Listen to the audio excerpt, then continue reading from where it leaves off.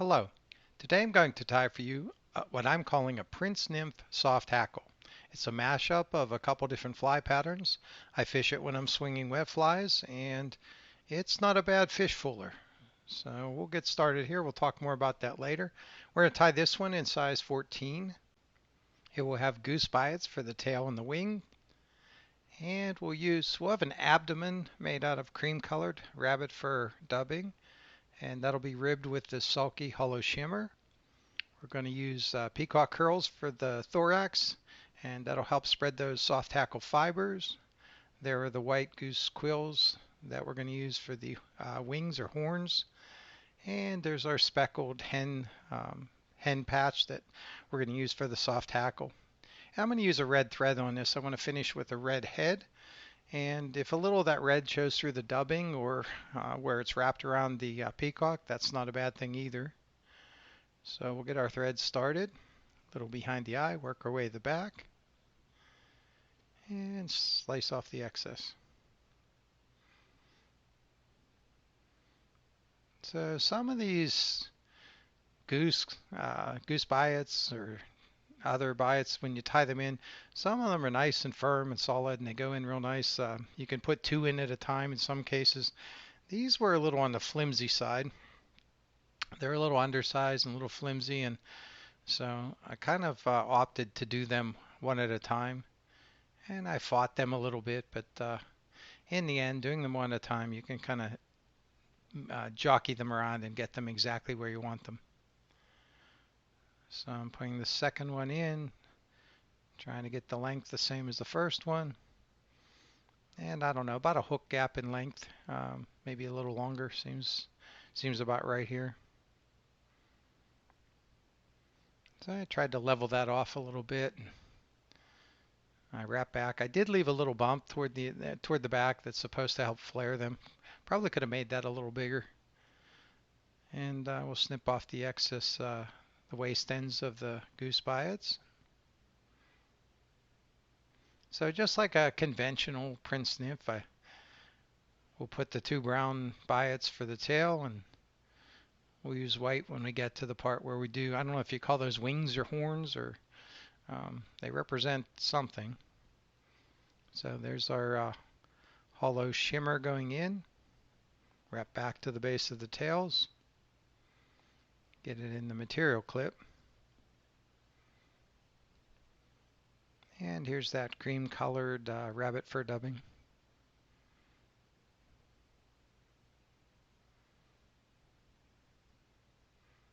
Saw that crazy wild hare on camera, but it kind of wrapped in with the rest of it and wasn't a problem.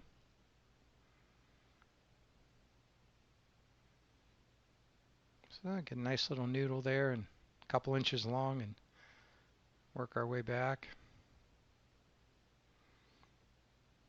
Like I said, a little bit of that red, if it shows through when this gets wet, it's I think that's one of the characteristics that I was shooting for with this fly.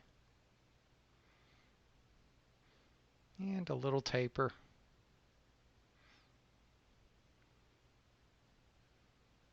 And my one finger half hitch. We are going to use the rotary feature to wind the ribbing.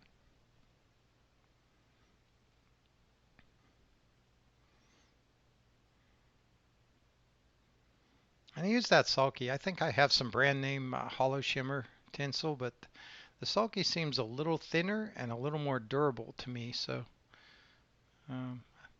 that's kind of my go-to for ribbing. In this case, that abdomen is probably as much like a hare's ear nymph as anything else.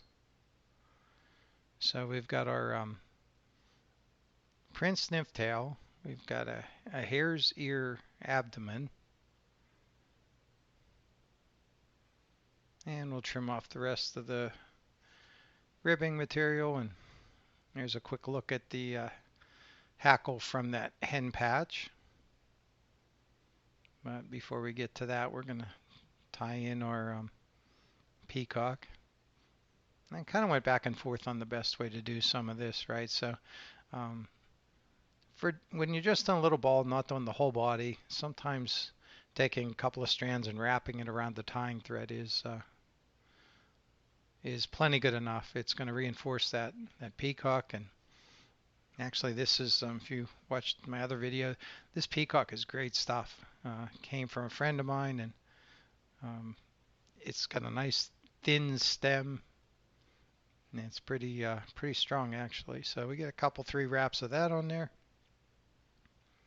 Pull the excess back and a wrap or 2 to hold it in place. I've got a nice bushy thorax. I got a little nervous here. I thought I was crowding the eye, and I kind of did, but in the end I got away with it. So here it's starting to look, I guess, with the tail now it's a little different, but you know, an abdomen and a bulbous thorax, and then if you tie in a soft hackle right there, it makes a great fly.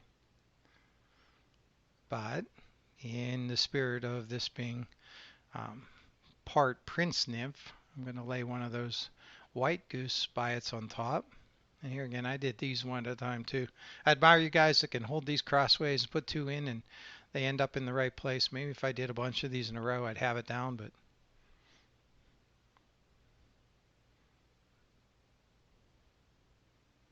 I guess sometimes I'm tying just for the sheer enjoyment and not necessarily trying to fill a box. So relaxing and tying and not trying to speed through to the end is a good thing. So we've got those in. I made them kind of match the body length.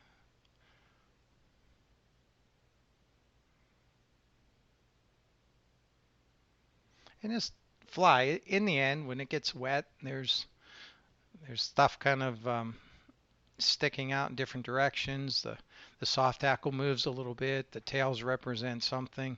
I heard it recently. There's been a term that floated around forever. It's called attractor patterns. They don't necessarily match an insect, but I just heard that someone challenged that, and they said they weren't a firm believer in attractor patterns. Here, let me jump to talk about this hackle, and then we'll get back. So I came at this. I pulled the fibers back, maybe a little more than I intend to use, and then I snipped the tip off, left that little triangle for tying in. And you can come at this from the other way. You could tie below the fibers and tie the thick end of the stem down first, and then clip onto the tip and wrap it that way. So I did it that way a couple of times, and I'll be honest, the hackle pliers in my heavy hand, I broke a couple of these hackles as I was wrapping them. So then I adjusted the material. I made sure I trimmed enough of the tip out of the way and got back to the thicker part of the stem, and I was able to do this without hackle pliers and effectively. And so, yeah, I guess it's a learn as you go thing. Figure out what your materials will let you get away with.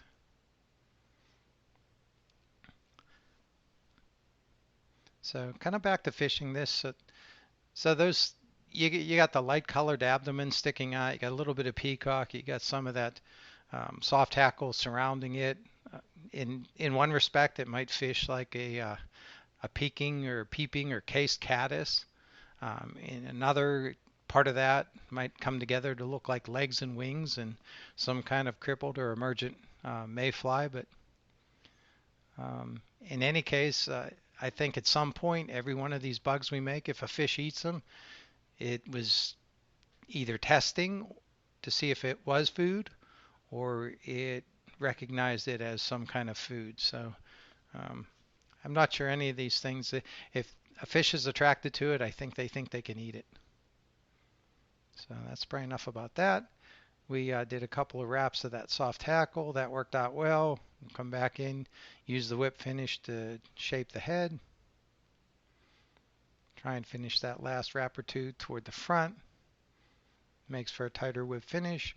I like the shape of that head. I'm going to put a little Sally Hansen's Hard as Nails on there. So I grabbed the brush and kind of spread out the fibers just to make sure I had everything covered.